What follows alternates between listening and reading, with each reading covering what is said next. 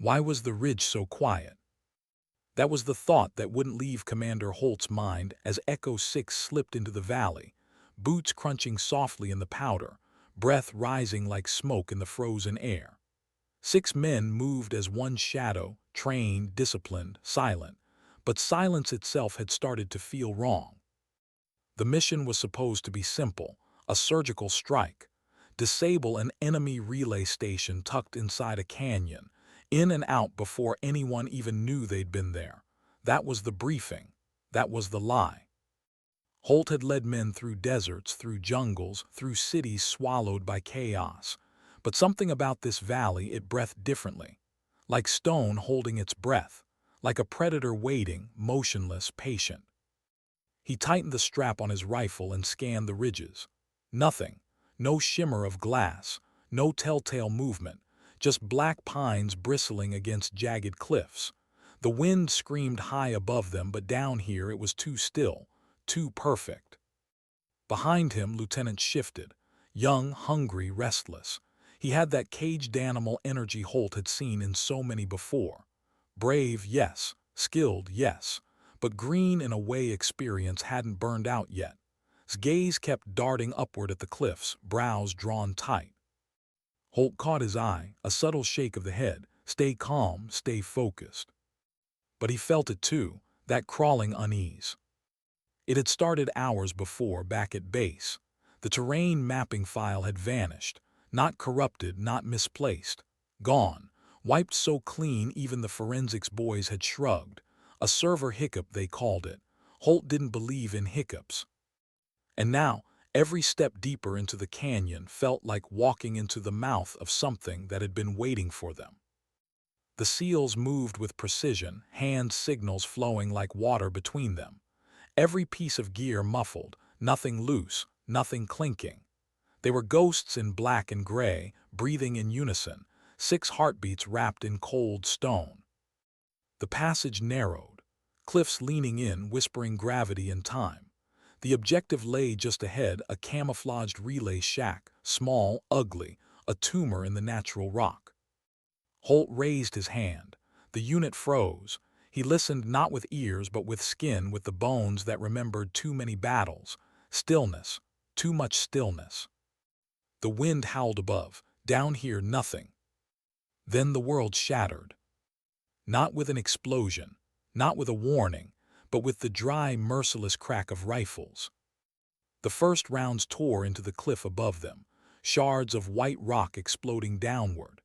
A second stream chewed into their left flank, machine gun fire hammering the stone until it screamed. Then a third position lit up behind them, the pop and snap of rifles cutting off their only exit. 3 directions, 3 overlapping kill lines. A perfect trap. Contact, his voice was sharp, cracking in his throat. 3 o'clock high, 11 left, 6 rear. Down, low cover, Holt barked, already pressing himself against the cold stone, snow biting his cheek. The canyon erupted. Gunfire thundered from all sides. Bullets hissed and ricocheted like angry wasps. The unit scrambled, each man finding whatever shallow crease of rock could shelter them. It wasn't random fire. It was deliberate, measured, designed to pin them down like insects. Holt's radio was in his hand before he thought. Thumb on the PTT. Echo 6 actual kill zone. Repeat, we are in a kill zone, requesting immediate. Static. A hollow hiss that mocked him. Every channel dead, jammed. He tried again, nothing. The sound pressed in, gunfire, stone splintering. The sickening knowledge that no one knew where they were, that no help was coming. A cold weight coiled in Holt's gut, not fear that had burned out of him years ago, but something worse, recognition. This was a setup. The missing data, the too perfect silence, they hadn't stumbled into this, they had been placed here. Pinned, outnumbered, outmaneuvered. A kill zone. He stole a glance at, wedged into a crack of stone, helmet angled down but eyes wide, searching Holt's face for an answer, for a plan, for something. Holt had nothing. 2 choices. bleed out slow, piece by piece, or charge suicidal into 3 lines of fire. A machine gun round slammed inches from his point man's head. The air filled with chalk-white dust and ice. The stone was cold and unyielding under his cheek. The gunfire was endless, a drumbeat of despair. And then it stopped. Not all of it, just enough. One sound cracked through it all, sharp, clean, unmistakable. A sniper rifle. Not from left, not from right, not from rear. From above, from Ridge 9. Impossible. That peak had been marked unscalable, a dead zone. Holt's heart thudded. He raised his binoculars, swept the ridge. And saw it. The enemy machine gunner slumped forward lifeless. One shot, one perfect kill. Silence rippled, the rhythm of the ambush broke, the hunters faltered. Whispered it like a prayer, who the hell was that? No one answered. Holt kept his scope on Ridge 9. Nothing, no glint, no muzzle flash, just bare rock and snow. Then another crack. The enemy sniper, the one who had been picking at them with cruel patience, toppled backward, his rifle clattering down the slope before vanishing into a 2 shots, 2 threats gone. The last came seconds later. The enemy commander, hidden in the pines, standing to rally his men and dropping without a sound. 3 shots, 3 kills, surgical, uncompromising. The valley shifted. The enemy broke. Leaderless, panicked, they scattered, retreating into the folds of stone that had promised them victory and delivered them only terror. The silence that followed was different, not the suffocating silence of a trap, the disbelieving silence of survival. Holt lowered his binoculars, breath misting in the cold. His men were alive, shaken, confused, but alive.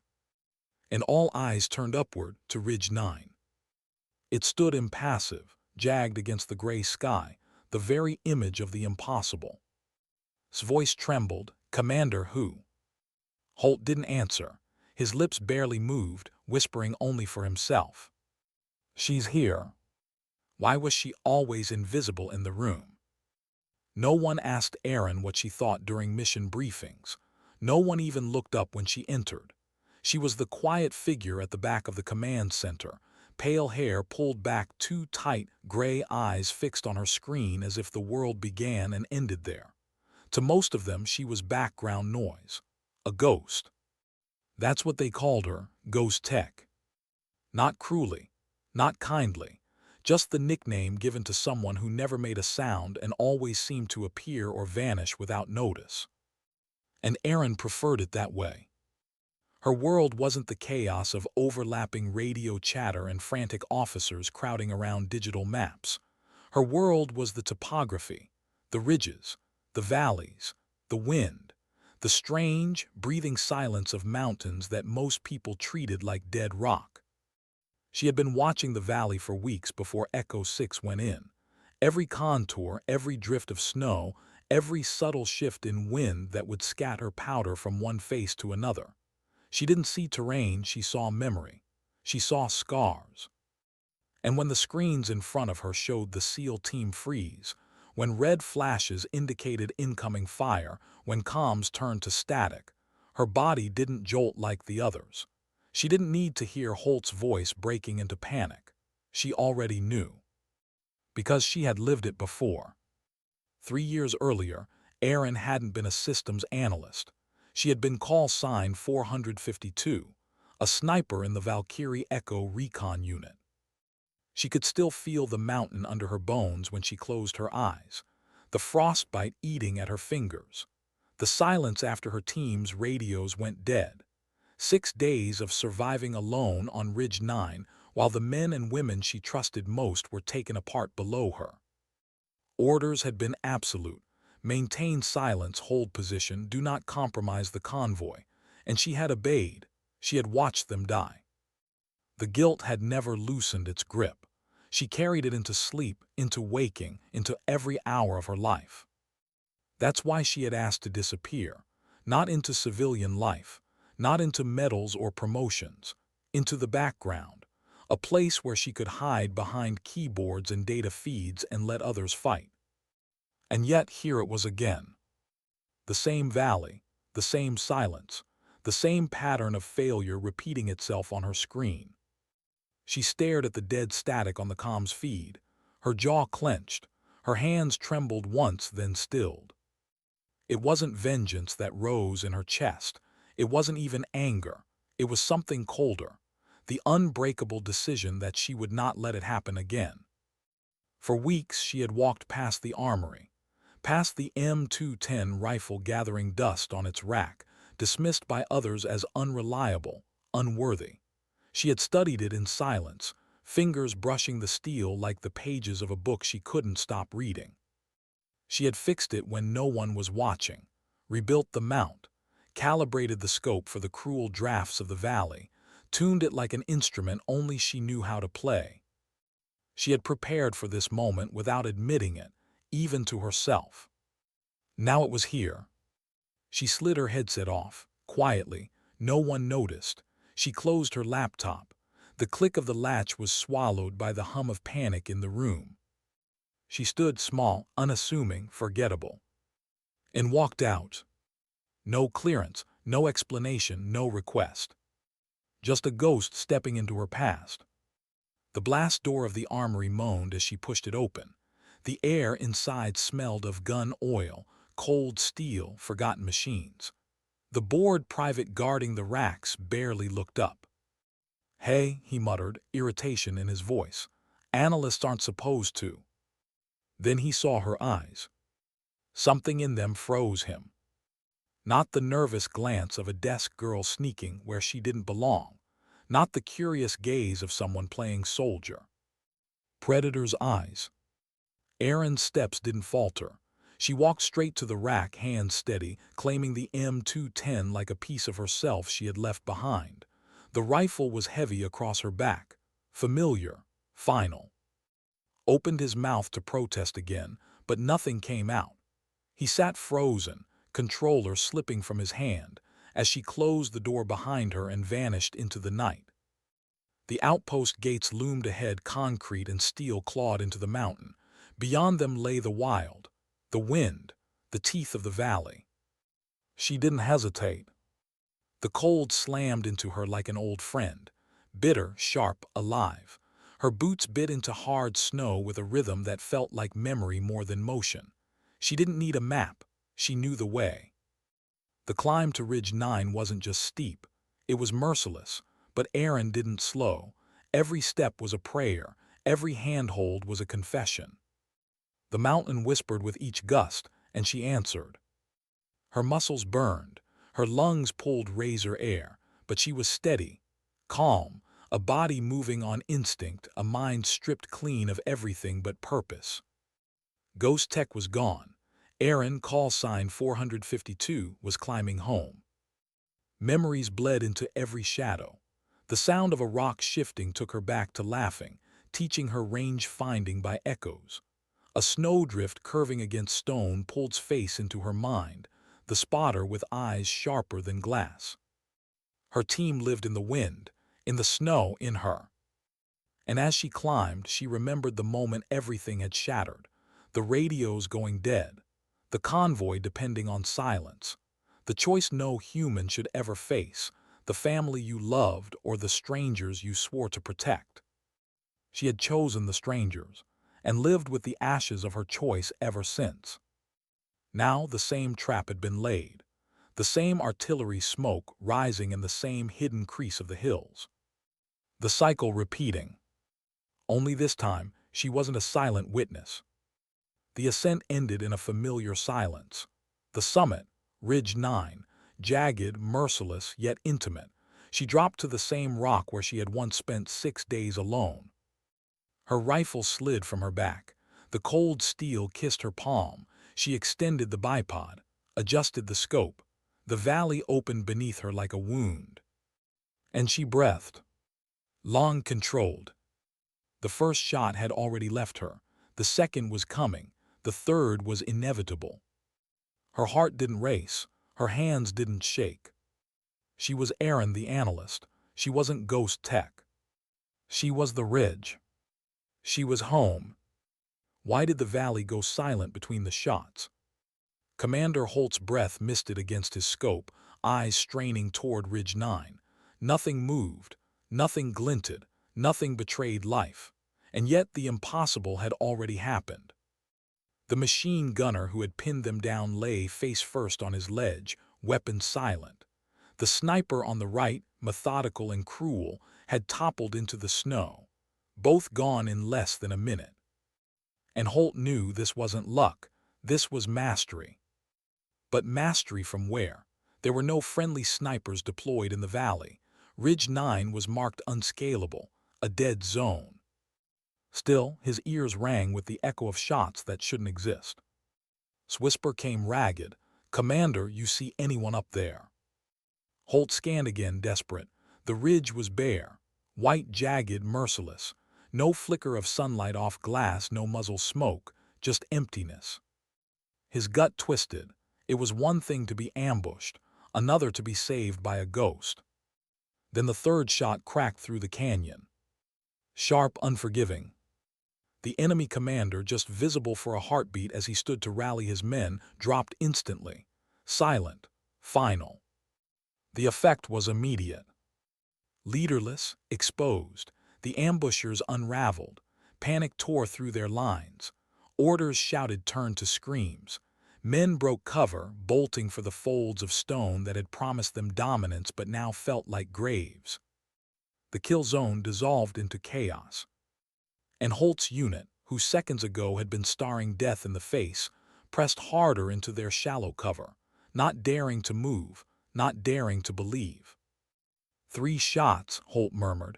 His voice was barely a sound, almost a confession. 3 kills. Beside him's face was pale, eyes wide. Who the hell can shoot like that? Holt didn't answer. He couldn't. He only knew the truth his bones whispered. Someone who wasn't supposed to be there. Someone who belonged to the ridge. Above them, Erin exhaled slowly, a plume of breath vanishing into the wind.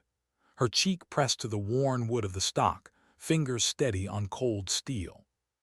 The world had narrowed to mathematics and instinct, distance, wind, angle, time. The mountain whispered its secrets and she listened. It wasn't vengeance that guided her, not redemption. It was purpose. The first shot had been for the team's survival, the second for balance. The third was personal. The enemy commander's stance, the way he barked orders, it echoed the man she'd once seen below her, orchestrating the slaughter of her Valkyrie team. Different man, different face, same arrogance, same cruelty. The mountain had brought her back to finish the cycle. And she had. But Erin didn't linger in triumph. She didn't wait to watch the retreat collapse into full rout. She didn't even mark the kills. The job was done. Her hands moved with practiced ritual, bolt cleared, chamber checked, rifle folded against her shoulder. She was already descending, boots finding holds as if guided by memory. Down below, Echo 6 crawled from their cover, hesitant, like men waking from a nightmare that hadn't decided whether to end.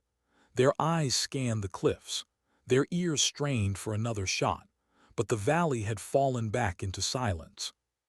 And that silence was almost unbearable. Finally broke it. We were dead, Commander, and then what? A miracle. Holt kept his voice low, grounded. Not a miracle, a sniper. But no snipers were deployed. I know. The words hung heavy, because if it wasn't a miracle and it wasn't an order, then it was something worse, something outside the lines of command. The SEALs gathered, rifles sweeping, adrenaline still burning holes in their veins. They glanced at Holt, at each other, back up at Ridge 9. Every man wanted to ask, none dared. In the command center, chaos hummed like electricity. Screens glowed with feeds no one could interpret, dots frozen on maps, static roaring through speakers. Colonel Griffin stood with arms folded, a mountain of a man watching a world that refused to make sense. His eyes narrowed as an analyst stammered over her terminal. Sir, we were registering anomalies. What kind of anomalies? Her fingers shook on the keyboard. 2 no 3 shots, all from Ridge 9, range 2.6 kilometers. That's impossible. Griffin's voice was flat, carved from stone. Ridge 9 is unscalable. No deployment authorized. No sniper teams in sector. Sir, the data's clean. It's not an error. Griffin leaned closer to the display. Numbers glowed back, cold, merciless, trajectories, impact coordinates, timing. Every piece said the same thing. Someone had just rewritten the battlefield from a position the maps had declared dead. His jaw tightened. Run it again. The analyst obeyed, frantic, but the numbers didn't change. Back in the valley, Holt motioned his men forward. They moved with urgency now, abandoning the relay station objective. It didn't matter anymore.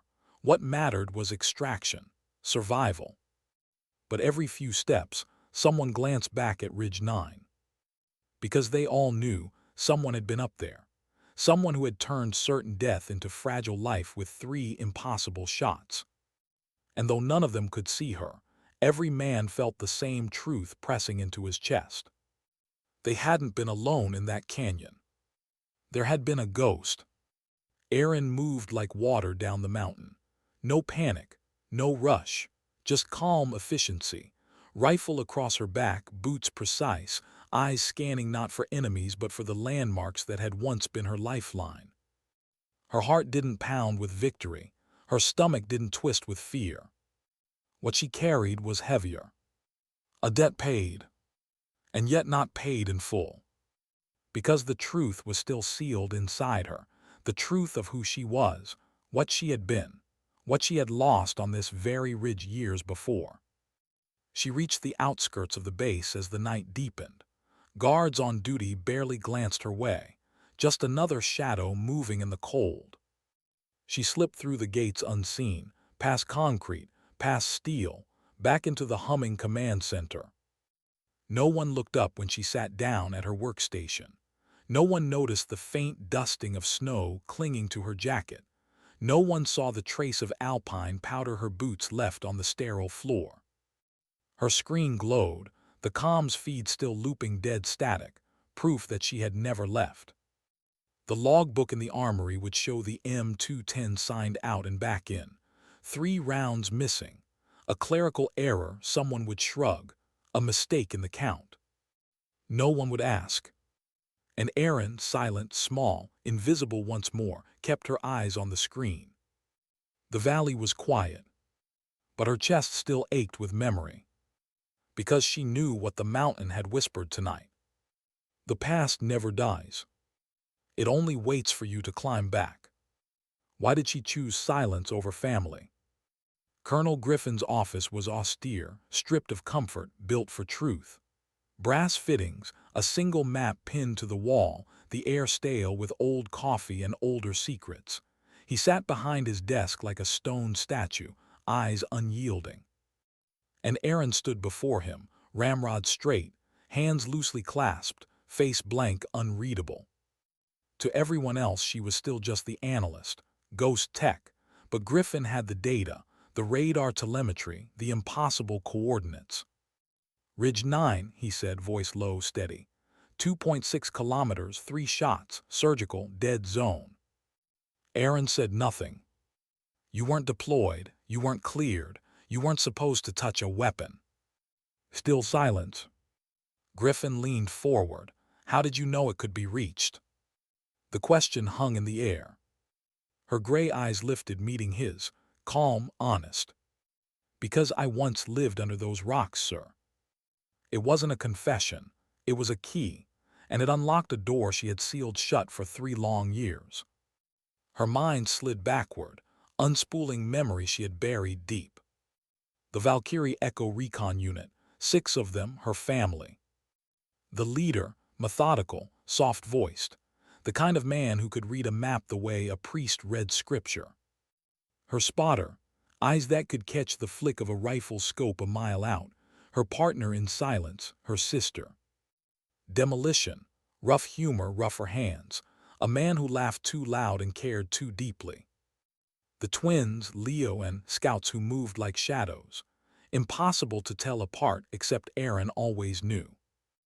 And Erin herself, call sign 452, the Overwatch, the quiet eye in the high places.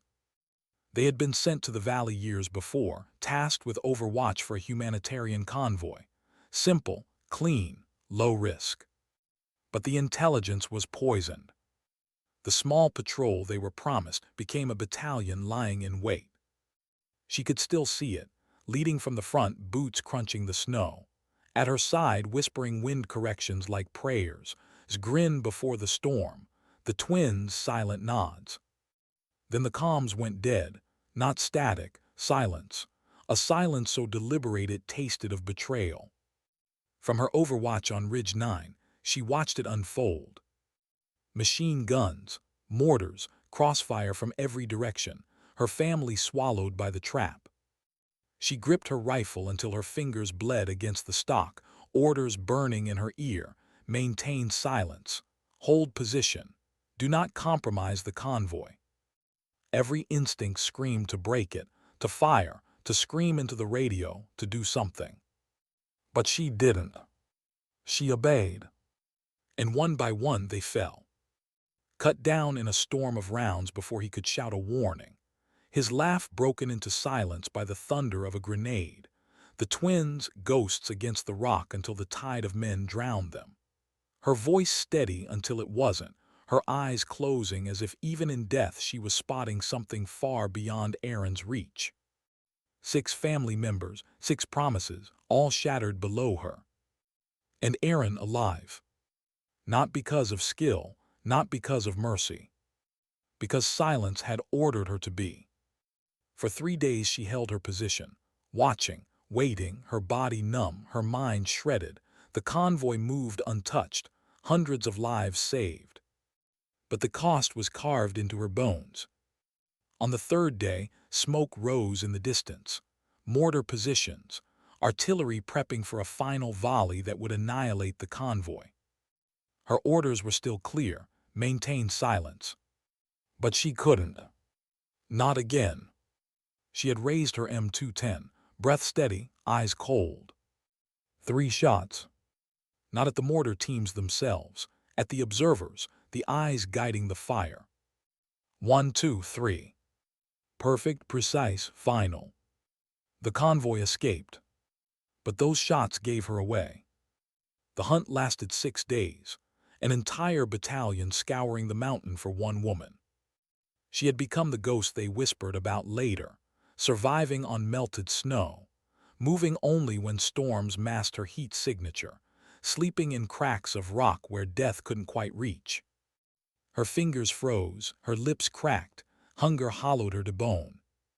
But she didn't break. When rescue finally came, they found her still on Ridge 9, rifle steady, scope fixed on the valley where her family had died.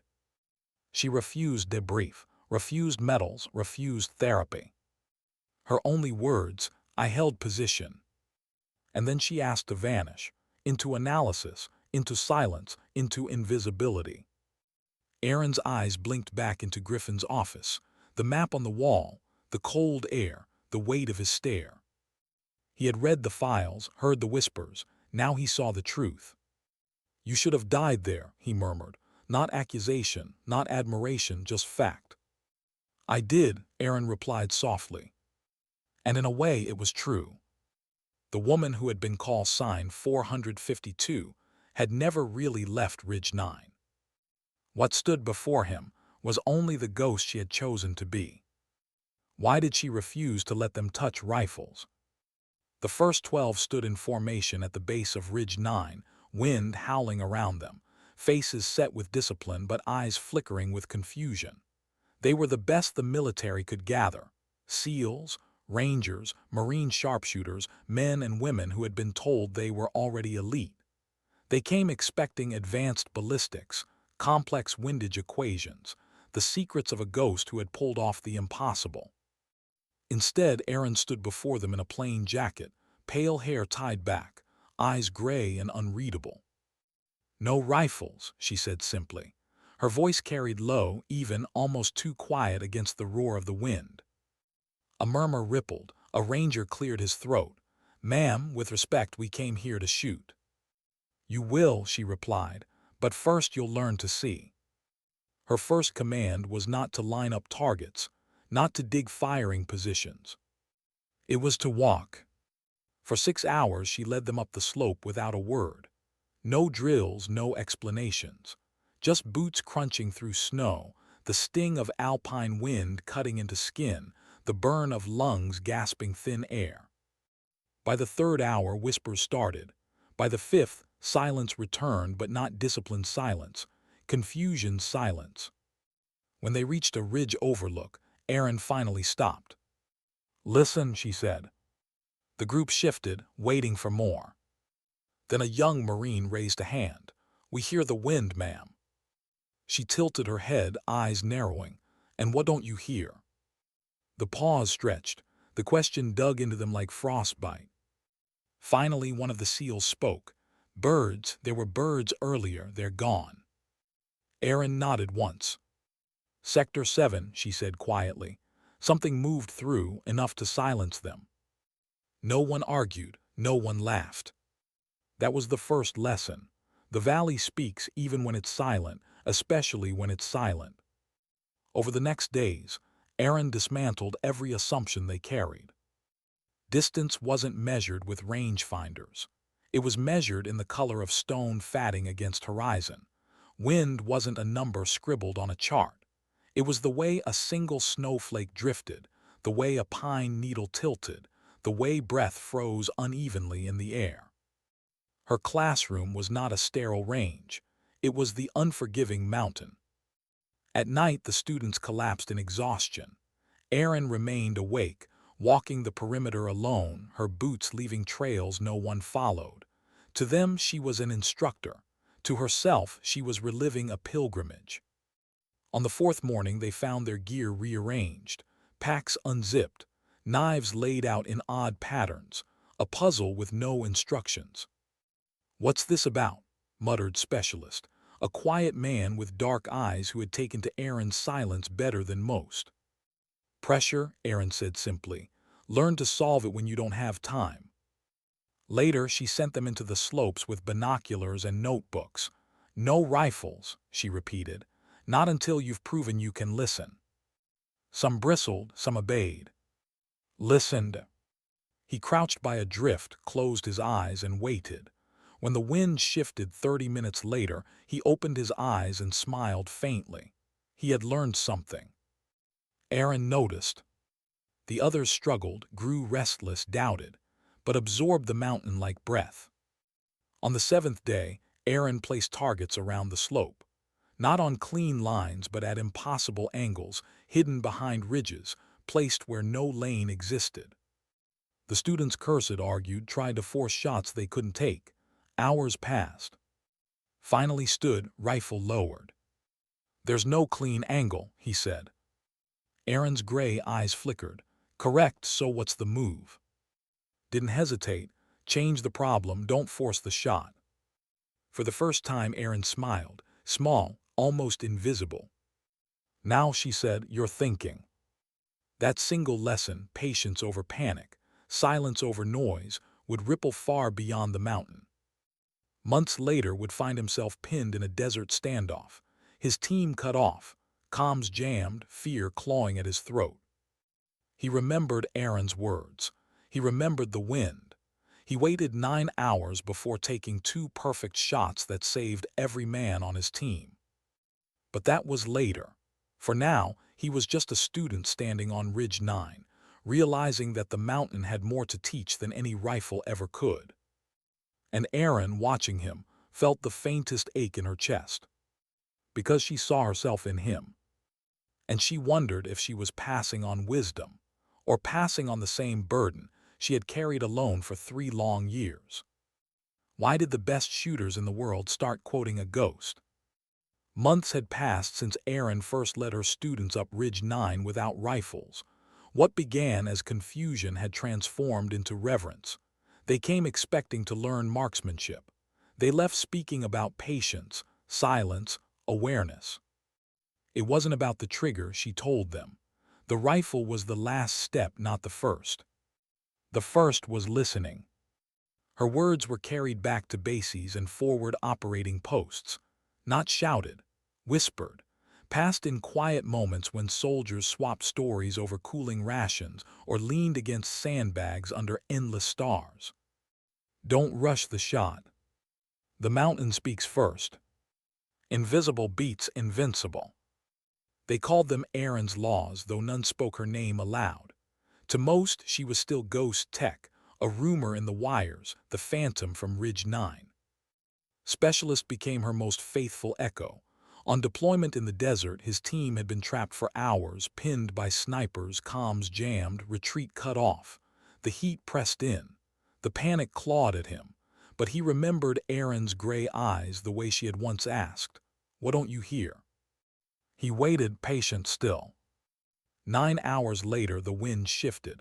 The enemy commander moved into a sliver of exposed light, took 2 shots, surgical, final. His team survived. When asked later what saved him, he didn't mention calculations or equipment. "Before you touch a rifle," he said quietly, "learn to listen." It was Aaron's voice, carried through his. Back on the mountain, more students came. SEALs, Rangers, Allied forces. Men and women hardened by war but humbled by the silence she demanded of them. She walked them through snow without explanation, left puzzles in the frost for them to untangle, forced them to sit in the wind until they could feel its shifts in their bones. She rarely raised her own rifle, but when she did, when she lay prone in the snow and squeezed the trigger, the shot was less a sound than a statement. Final, absolute. Her students began to look at her differently, not just as an instructor, not even as a sniper, as something between myth and truth. But myths come with weight. Every evening, when the last faded from the ridge, Aaron lingered alone. She walked to the exact rock where she had once held position for 6 endless days, frostbite chewing at her fingers, guilt burning her hollow. She sat there in silence, the cold seeping through her, staring into the valley where her team had died. "Alio." She whispered their names sometimes, quietly, as if the mountain might answer. Her students thought her strength was silence. But the truth was darker. Her silence was grief. Colonel Griffin watched from afar. He had ordered her into this role. At first, he had believed it would be redemption for her and utility for the military. Train the next generation, pass down her impossible instincts. But as the months wore on, he began to wonder, was he building soldiers or building ghosts? Late one night, he found her alone in the armory, cleaning the M210. Her movements were methodical, almost ritualistic. "You've given them vision," he said quietly. Her hands didn't pause. "I've given them survival." "Is that all you think this is?" She looked up, gray eyes steady. "Survival is everything." Griffin studied her for a long moment. He had seen many soldiers bury themselves in silence. Few came back. "You can't keep living on Ridge 9, he said finally. But Aaron only returned to her work, the cloth sliding over steel. Her silence was answer enough. The legend of Ridge 9 grew without her. Units rotated through. More students climbed the slopes, more whispers spread through the ranks. They spoke of a woman who taught without speaking, who could see the wind shift before it moved, who had once turned a kill zone into salvation with 3 impossible shots. And with every whisper, Aaron felt herself fatting further. Because legends didn't need names. Legends didn't need faces. And she had never wanted either. The mountain was calling again. And this time, she wasn't sure she would come back down. Why didn't anyone notice when she stopped coming down the mountain? The program had grown large by then. Ridge 9 wasn't a secret anymore, at least not among those selected to climb it. Soldiers came in rotations, their names checked on manifests, their bodies tested by cold and silence. They returned changed, carrying something invisible in their eyes. But Erin had grown smaller in those rotations. Less a presence, more a shadow at the edge of vision. She said less, taught more through absence than words. Her students began teaching each other, passing her lessons like scripture. On the morning she disappeared, no alarm was raised. The class of 12 thought she had gone ahead, as she often did, to set some unseen trial higher up the slope. They waited. An hour. 2. Then they climbed without her, certain she would appear at the ridge, gray eyes watching, rifle slung across her back. She wasn't there. When they returned, Colonel Griffin asked where she had gone. Blank stares met his question. Shrugs. One of them muttered, "She doesn't exactly explain herself, sir." Griffin said nothing. He dismissed the class, but deep in his gut he already knew. That night he went to the armory. The M210 was gone. No log, no signature. Just an empty rack, dust disturbed, silence deeper than before. He stood for a long time, staring at the space where the rifle had been. Then he turned and walked out, the weight of inevitability pressing into his chest. Erin had returned to the mountain. And the mountain would keep her. Weeks passed. Classes continued. Ridge 9 still broke and remade the soldiers sent there, but Erin was no longer part of the rhythm. Whispers grew.